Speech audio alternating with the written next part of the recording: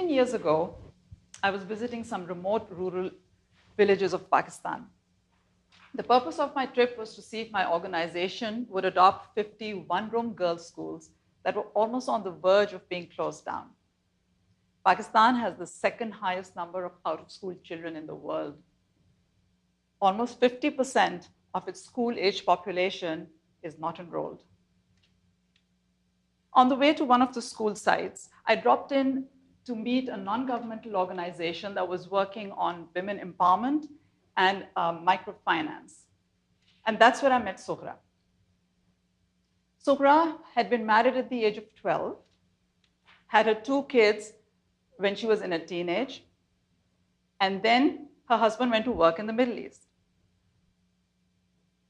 He would write letters to her, since that was the only mode of communication, and Suhra, being illiterate, had to ask her brother to read the letter for her.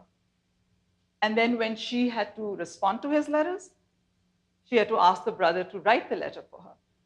Now, this was too much of an invasion of privacy for Suhra. So she decided to learn to read and write. Smart woman, learned quickly. And then she wrote her first letter to her husband. By the way, she kept it a secret from him all this time because she wanted to surprise him. So after she wrote her first letter, she waited in great anticipation for the response. But the response was directed to the brother, not to her, saying that if your sister continues to learn to read and write, I am going to divorce her. Suhra was shattered. But this brave woman continued to educate herself. She passed the 10th grade exam, and she got a job at a brand new girls' school. Now that posed its own challenges. The village folks were very poor. They considered spending money on a girl's education as a luxury. They would rather spend whatever money they had on their boys.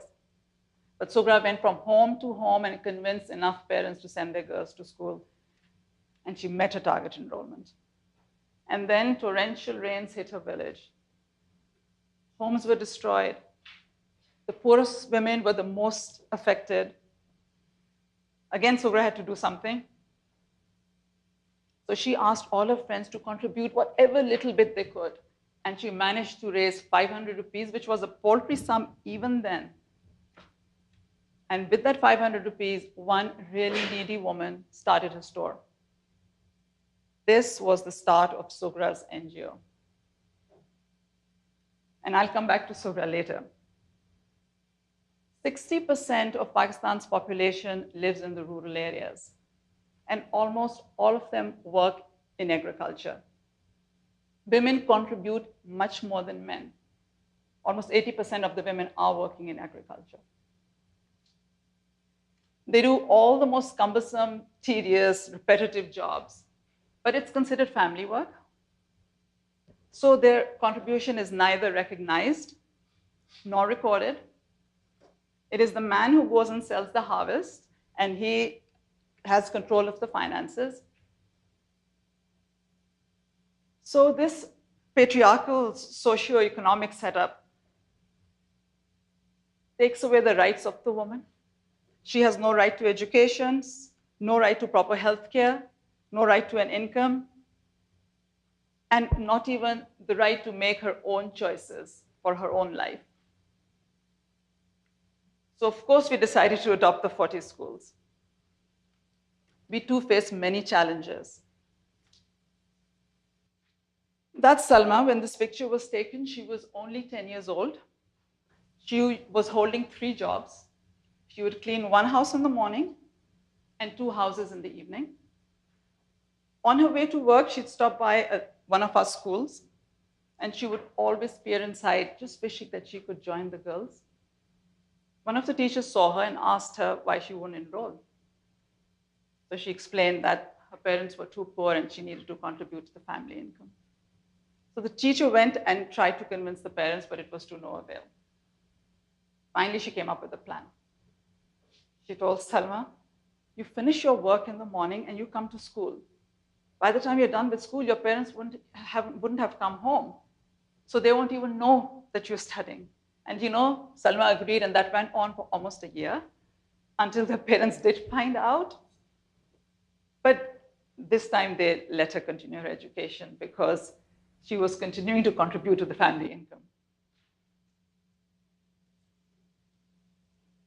On the left is Farzana Sial, your left. Yeah.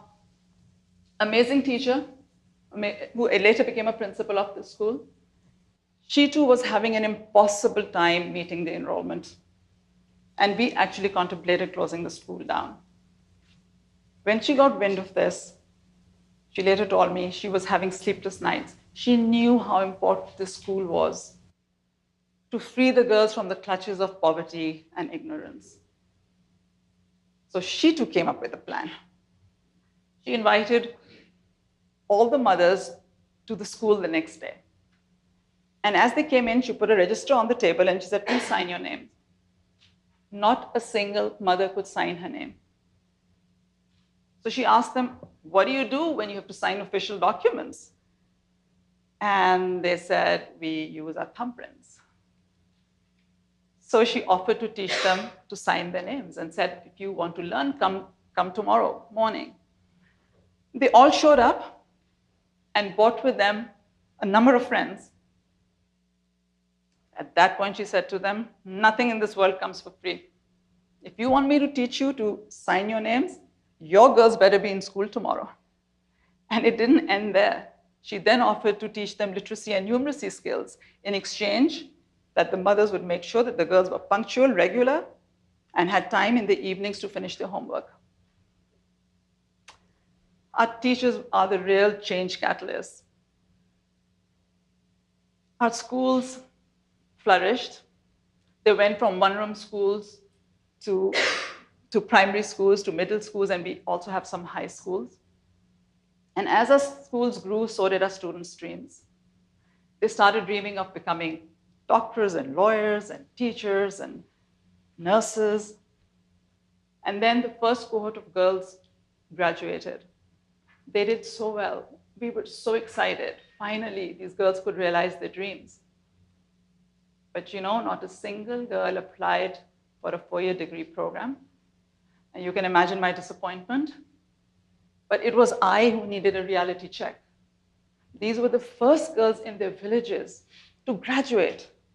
Going into a 4-year program away from home was something neither their parents nor they themselves were ready for. But what they had done was they had cleared the path for those following them to reach even higher. And currently, we have a number of girls in engineering schools. We have a number of girls in business schools. And a host of girls have come back to teach in the same schools where they received their education. And there's a notable social change that's also happening. Our alumni who ended up getting married, although many of them they're still continuing their education through correspondence courses, but they tell us that the critical thinking skills, the reasoning skills, the negotiation skills that they learned in school have really empowered them. They are actually redefining the role of women in their society. They are sought out for advice. They usually represent the women in any official events. Change is slow, but it's irreversible. Let me take you to what's happening in the urban cities of Pakistan, which are much more progressive. There are more girls graduating from universities than boys, just like the US. Pakistan's medical colleges, extremely competitive, have 70% female enrollment. Unfortunately, only 23% continue to practice. Yet, there are very few women in parliament, just like the US. There are very few women in senior managerial roles, the C-suite, or even in the boardroom, just like the US. Women are considered caregivers, the primary caregivers. So they are the ones who leave their jobs or get part-time jobs to take care of children or other family members, just like the US. Women get paid less for the same work, just like the US. Women-dominated jobs get paid less, just like the US. So if 50% of this world comprises of women, and they're equally competent and intelligent, and they're equally good leaders, as many recent reports have proven, then there's something really wrong with this picture. The day a child is born, gender stereotyping raises its ugly head. And it keeps reinforcing itself year after year. It is deeply rooted in traditional socio-cultural beliefs that have no place in today's world. But they're so deeply embedded in us that we don't even know that they exist. As parents, as educators, as members of civil society, we must reflect on our behavior, on our words, on our actions, to see if we too are contributing to gender inequities and inequalities. Every child must be given the same treatment, should be exposed to the infinite opportunities that this world has to offer, to be given the confidence to reach their full potential. Gender discrimination is not only immoral, it also affects the economic growth of nations. A recent study by the McKinsey Global Institute stated that if women and men were given the same job opportunities, women would contribute almost $28 trillion towards global economic growth by 2025. Can anything be more convincing? Remember Sohra? The woman who was born into extreme poverty, married at the age of 12, divorced at the age of 18, just because she wanted to learn to read and write. Recently, she was recognized by two of the most powerful women of this world, and she stands here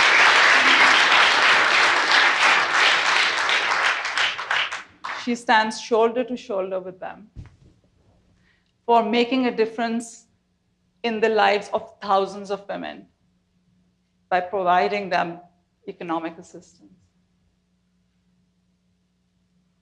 Well, if we want to change this world, we want to make it a better world, we want to make it a safer world, we want to make it a healthier world, we want to make it a more prosperous world, then like Sohra, we all need to play our part in ensuring that gender equality, inequities and inequalities are completely removed from this world.